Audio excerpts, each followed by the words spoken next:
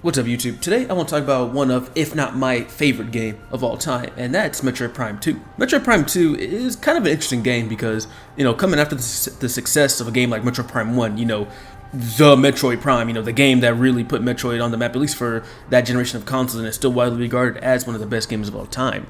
Metroid Prime 2 is a title that I think has really seen, I guess, kind of like the Sonic Unleashed effect, where, when I was growing up, Metroid Prime 2 was considered divisive at best, but I feel like most people will consider that game, a lackluster sequel or downright bad. I remember watching one of my favorite reviewers, some Kami Johnny, made a pretty scathing review of that game. But in recent memories, the game I've seen had a lot more appreciation. But for me, I think I've always loved this game, and I never understood why people were so adamant about it being bad. And in this video, I just kind of want to talk about my perspective and why I think the game is so good. And you kind of just glaze it. There's really no other way to describe it. I'm about to glaze the shit out of this game. So hopefully you guys are enjoy the ride, and let's talk about Metroid Prime 2 and why it's so fucking good. So I would say the things I like most about Metroid Prime 2 can be boiled down to three strong points I think the game has. I think the level design is incredible. I think the story and atmosphere are just like on a whole nother level. And then I like the difficulty of the game. So I guess, if we're going to start with anything, I guess we can start with the level design, because I think the level design is actually a very big strong suit that this game has. And I have seen people complain about backtracking in this game, but we'll get to that later. But I don't really know what they're talking about, because outside of, I believe, maybe 2 instances of backtracking, which is to get the secret missiles and the power bombs, this game doesn't really have as much backtracking, something like Metroid Prime, which will more than once have you track the entire map to get an item. I'm looking at you, going from the space pirate frigate and having to trek all the way down to the Fendrana Drift's depths, right? But anyway, I think Metroid Prime 2's level design strong suit is that while yes, it does lack that interconnectivity that games like Metroid Prime, Super Metroid has, I think it makes up for it in that every individual level has level design that is quite complex, and especially in the later half of the game, the Sanctuary Fortress. I mean, that is probably the most navigationally complex level in the entire Metroid series, and I'm not even joking. That level, with the way they have it being multi-layered with the Dark World as well, I mean, come on, like it's incredibly complex to navigate, but it's also fun as well. And I think one of the things that really helps the navigational complexity is the Dark World. The Dark World basically is this game's main gimmick, and effectively, not to get too much into the story discussion of this video yet, but the world, the planet that Samus is on, Aether, is split into 2 halves, the light and the dark world. And how this comes into gameplay is that throughout the game you'll have to cross between both of these worlds to actually solve puzzles, find items, and just do exploration, Metroid things. And I think I really do fuck with this gimmick for a Metroid game, because like I said, it adds to that navigational complexity. And of course there are areas where this game could do it better in, right? Because as a GameCube game, it doesn't have the power of modern systems. So unlike something like if this game was made on an SSD, for example, I'm quite certain that the navigation would be even more complex, because you'd probably be able to instantly swap between them. But like, even with how the game is now, I think they do a pretty decent job at really expanding on this 2-world concept. And like, for example, there's like a in the Torvus Bog, one of the first puzzles in the Torvus Bog is a very simple one, right? But it still is a puzzle, so still does deserve to be mentioned. Is that you'll go into the Torvus Bog, go to the right hand side, and there's this bridge, and basically you need to turn the bridge in the dark world in order to the effect in the light world. And just kind of generally speaking how most of the navigation of the dark world kind of transpires. And then of course there's other types of navigation as well, where you'll need to go to a door, and let's say the door is blocked by some creature or something, and then you need to go to either to the light world or the dark world and circumvent that. And I just really enjoy swapping between the worlds, because this game only has 3 main areas for the most part. It has the Aegon Wastes, the Torvus Bog, and the Sanctuary Fortress. But with the Dark World, you basically have 6 levels, because the Dark Worlds are their own, like, even though they do use a lot of the same geometry, you don't navigate them the same, because both of the maps have different things going on in them, right? Different obstacles and whatnot. So you basically have 6 areas, well, 7 if you want to, 6 or 7 if you want to count the the temple ground as well. And I just really enjoy exploring these worlds, because I think, like I said, it's really fun. I mean, using all your abilities and whatnot, the secret missiles, power bombs, screw attack, which is actually a new feature in this game. It wasn't in Prime 1. It's just really great, and I really enjoy it. One really cool thing I do like about the level design as well, besides the Dark World, is just how much more vertical a lot of these levels are. Because Metroid Prime 1 was a pretty flat game, all things considered, with a few exceptions, right? Like, I think the Fendrana Drifts The depths, had that little column section, parts of Talon Overworld, and the Pirates layer did. But for the most part, Metroid Prime 1 had a very flat level design, and I would say Metroid Prime 2 does a lot more in terms of verticality, and I really enjoy that because that extra Z-axis just allows for even more complex, navigation. The Aegon Wastes have parts where you have to climb up with different elevations. Torvus Bog has a whole underwater temple area, which is just really cool. My favorite area of the game besides Sanctuary Fortress. And then the entire fortress is just, very tall. And so I know, once again, I cannot hit this point hard enough, but the level design in Metroid Prime 2 is absolutely spectacular. And then I guess I can also probably touch on the backtracking, because like I said in the beginning of the video, a lot of people claim that Metroid Prime 2 is just full of backtracking, but like I said, I'm pretty sure there's only two major areas of, I guess, egregious levels of backtracking, and that is in the Torvus Bog having to go get the secret missiles, and then in the fortress having to go get the power bombs. But even then, right next to those power-ups are elevators to get you right back to where you need to go. So I mean, it's not even really that egregious. Like I said, nothing is as bad as getting the gravity suit in getting the gravity suit in Metroid Prime 1, because that is probably the most annoying backtrack in the entire game, because you have to literally traverse the entire map with basically no fast travel points, not even fast travel points, no shortcuts or anything like that.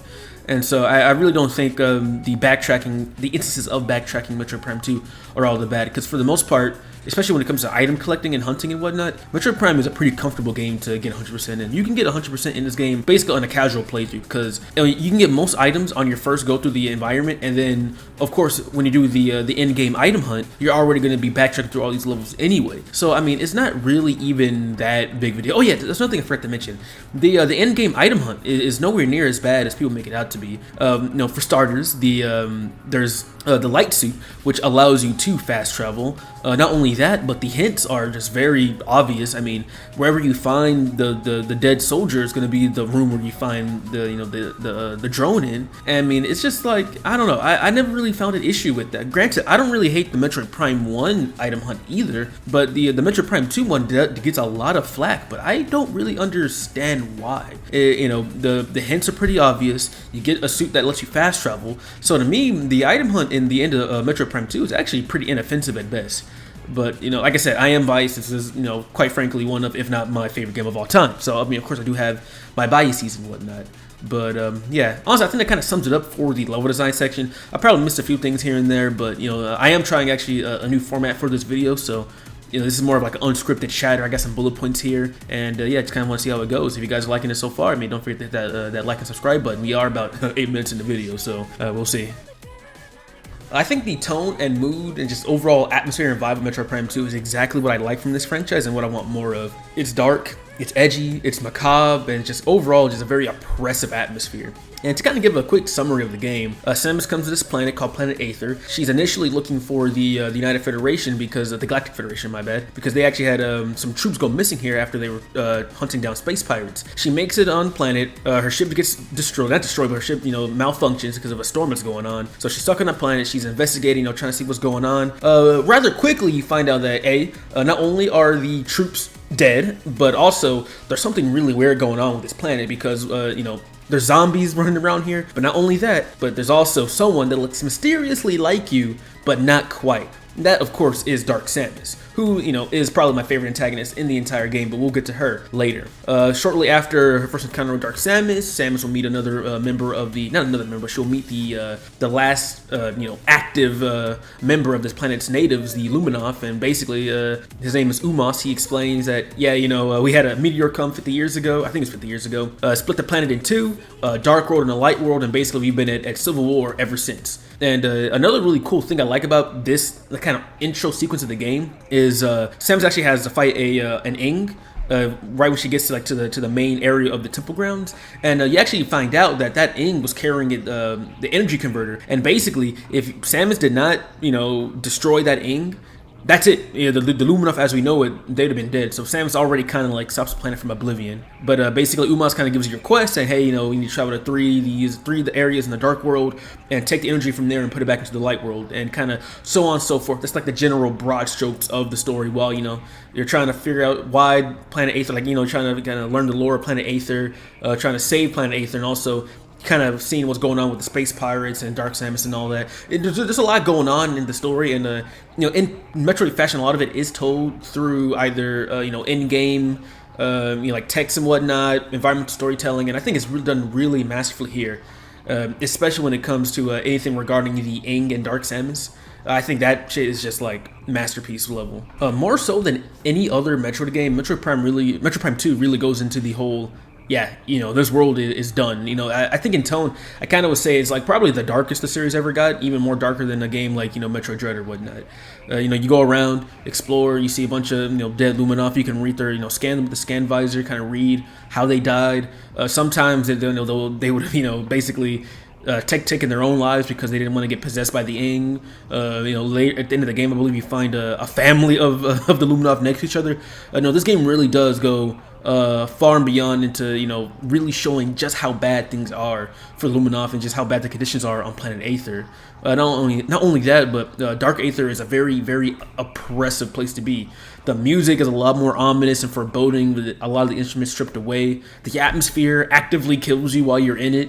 So that also is a good bit of story and gameplay integration to kind of give you like a better feel of how the game wants you to experience it, basically, right? Not only that, but also in the Dark World, all the creatures are just like hideous abominations. The Ing are very predatory, not quite as dangerous, something like maybe like the Flood from Halo or anything like that, but they're still pretty bad. They can possess all manners of creature and just distort them and deform them into these hideous abominations. I mean, when it comes to setting the tone, Metroid Prime 2 does it like no other. It's actually incredible. And on the topic of Dark Samus, Dark Samus is cool too because, like any good rival character, she pops up all throughout the game, and there's a story going along with her as well. Like, who is she? What does she want? Because the only thing we know is that she looks like Samus and she absorbs Phazon. But, as the game progresses, you get more hints, and by the end of it, it's basically confirmed that, Dark Samus is actually the, not reincarnation, but basically like the Metroid Prime, the final boss from the first game, taking your form after she took your suit at the end of the first game.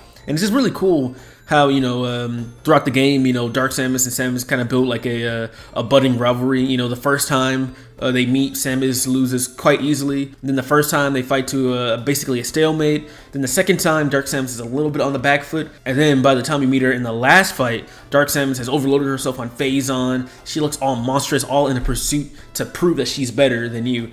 And I do want to also put emphasis on this cutscene right here. I like how just the way it's directed is amazing. You're escaping, right? You just beat the Emperor Ing. Samus stops because Barry's in front of her. You can see her eye turn to the left before she turns around, and then boom, Dark Samus is just there, all monstrous and grotesque. And then without even exchanging any words or anything like that, they just raise their guns at each other. I think that's probably one of, if not my favorite cutscene in the entire franchise. I mean, it's something about it is just too cool, man. Like, another thing this game really does well is the rule of cool. I could go into more detail, but I mean, this is not going to be like a in-depth story analysis. That could be for another day. But just know that the story and atmosphere of Metroid Prime 2 is something that I think is just absolutely incredible.